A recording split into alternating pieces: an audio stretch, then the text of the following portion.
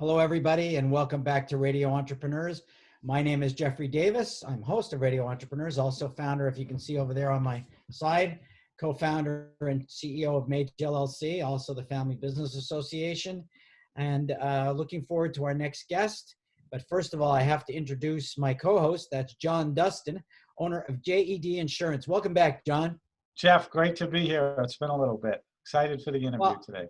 You know, one of the firms that I hear that are always busy in this new era of change have been insurance agencies, that everybody's looking at insurance. So you must be a busy boy. Busy with remote cyber, trying to help people stay solvent. Yes. Well, and our next guest, Richard Mandel, owner of counsel at Baker Law Offices. Welcome. Thank you very much. Great to be here, Jeff. So Richard, or Rich, if you prefer to be called that, tell us about your practice. Thanks, Jeff. So essentially, I'm a personal injury attorney. I do handle a full range of cases. It's kind of funny. I always like to throw on this little helmet right here because I always like to emphasize traumatic brain injuries and construction site injuries. But Jeff, I do the full range of cases. And being that I'm throwing helmets on, and John's seen these before, I also do the bicycle collisions. This is what I've adapted to in the Zoom environment, is to the props. He's got one for everything. And no hat head. No hat. Well, that's because my hair is nice and short. You can't tell. Not as short as John's. No. So how did you get into this whole field, this whole part of the law, and why? So growing up, I think my father wanted one of his kids, I have an older sister, he wanted one kid to be a doctor, the other one to marry a doctor. My sister became a doctor. My father is a physician. I rebelled because he didn't like lawyers, so I became a lawyer. I started off my career in doing insurance defense work, actually, for 13 years. And then I went out on my own. And when I went out on my own, it's hard to take the insurance clients with you. So I just flipped sides and applied everything I learned from the insurance defense side to basically representing my clients in their personal injury claims. And so operationally, that's got to be a huge advantage for you to know how the big machine works on the other side of the fence. It definitely is. I definitely have spent a number of years evaluating cases for insurance companies. I understand how they evaluate the cases, how they look for the risk neutral point to settle a case, the information they need. And, you know, ironically, when you're a personal injury attorney, it's a partnership with the insurance companies. Insurance companies are not evil, as many personal injury attorneys would tell you they are. Insurance companies will pay on legitimate claims, but insurance companies require the information and the documentation to justify a payment. And if you provide that information, things tend to go a lot smoother in the process. Which, by the way, Rich, that is spelled out in the contract. All of the claim requirements, reporting requirements, coverages, everything's spelled out in the contract. Yeah, it's amazing, you know. But knowing the information that the insurance company needs really helps smooth out the process by just providing them with the information. But the burden of proof is on the plaintiff, correct? The burden of proof is on the plaintiff. That is correct. And sometimes that can become quite detailed, and sometimes attorneys for insurance companies can drag out the process as long as possible. And in today's COVID world, that timeline has been extended. Oh, that timeline has been extended significantly since we went into this COVID world. But there is an advantage that, you know, you've lost very often cases will settle once you put them into suit, they'll settle on the eve of trial, close to trial, because you have the hammer, the anvil of a trial hanging over your head. And both parties, that's when you'll come together, that last bit. You've lost that a bit here. But what you do have is Massachusetts does have statutory prejudgment interest. So for a case that's been filed, you get 1% per month simple interest on a judgment. So if it looks like there's going to be a judgment and there's a question of how much, letting that thing sit for an extra year, it's an extra 12% on every judgment. And I ask you, where are you going to get 12% these days? Richard, have you had any COVID plaintiff cases yet? I'm just curious.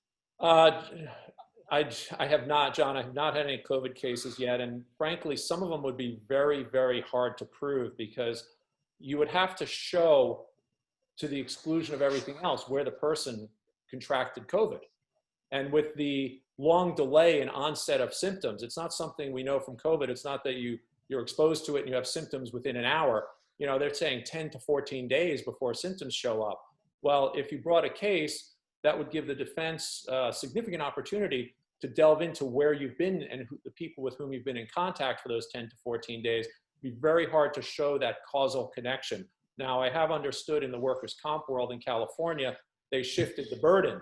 The state actually passed a law, as I understand it, that if you return to work and you contract COVID, the burden is not on you to prove you caught it at work, but rather it's on the employer to show you got it elsewhere.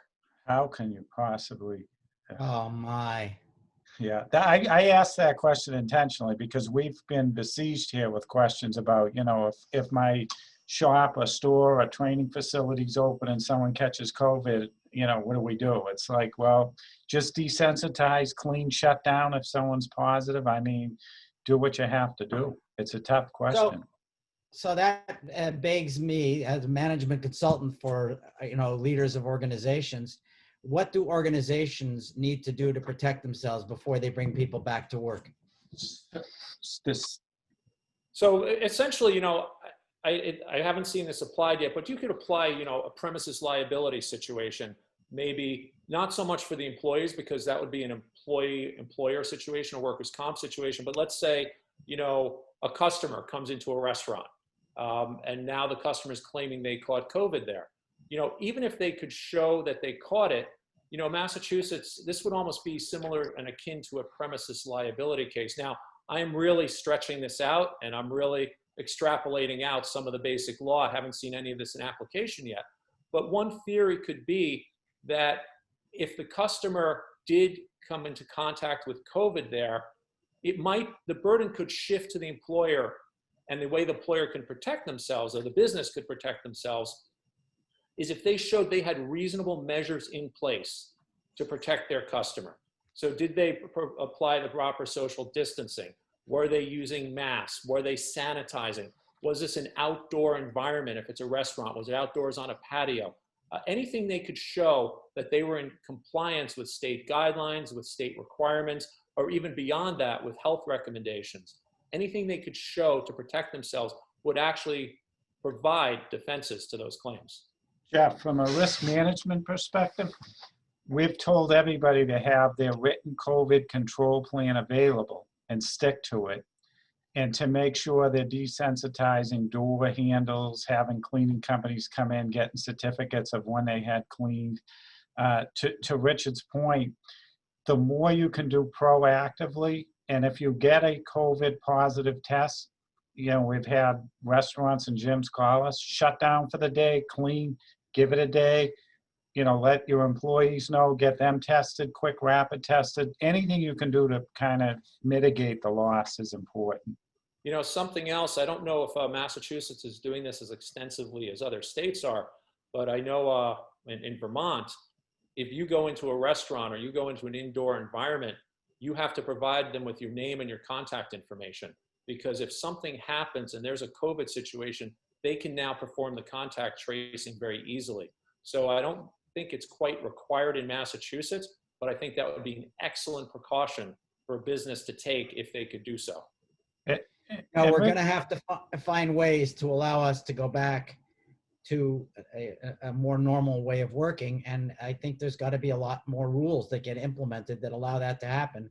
Not accepting rules will only inhibit that. Well, the beautiful thing is, since we scheduled this call or rescheduled it a little while ago, we've had news releases on 2 vaccines that have had amazing efficacy. So we're hoping maybe by the second quarter of next year, we'll start to see some impact from these as far as getting back to normal. Richard, just shifting with the weather coming, we get inundated here with, commercial slip and falls where the landlord is held responsible due to failure to maintain safe places. Do you see a lot of those, and what advice would you give? So I do see a lot of those. Massachusetts law on snow and ice has changed. And it used to be a very arcane analysis of landlords were not liable for what we called natural accumulation. So if the snow fell and it was pristine snow and somebody fell on it, that was considered a natural accumulation. Landlords would be liable for what we called unnatural accumulations under the old law. That's if people would walk on it, if it would melt and refreeze, if tire tracks would get on it. and then they'd be liable for that type of an unnatural accumulation. The question then became, when does a cucumber become a pickle? Do you like quarter sour, half sour, full sour? And it was a disaster from an evidentiary point of view. But now they basically applied a reasonableness standard. You look at the landowner, you look at the landholder, the business owner. What type of business is it? Is it residential? Is it commercial? Were the measures they took to remove snow and ice reasonable in light of whether it's a residence, a business? Also in light of the location. Is it right in front of the entrance? Is it way out in the parking lot in the far corner?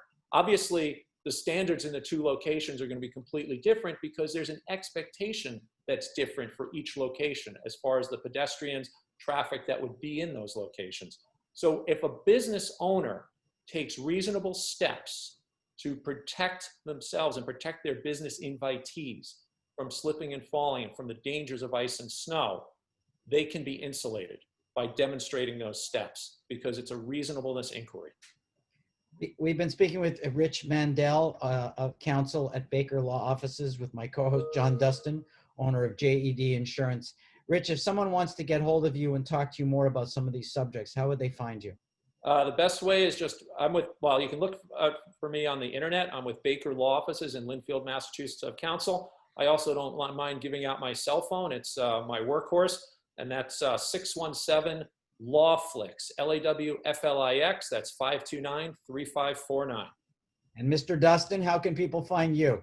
On the web at www.jedinsurance.com, via phone 508-543-1067, and by email john.dustin, D-U-S-T-I-N, at jedinsurance, all one word, .com.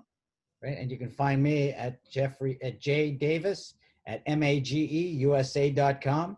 And I want to remind everybody that this is Radio Entrepreneurs.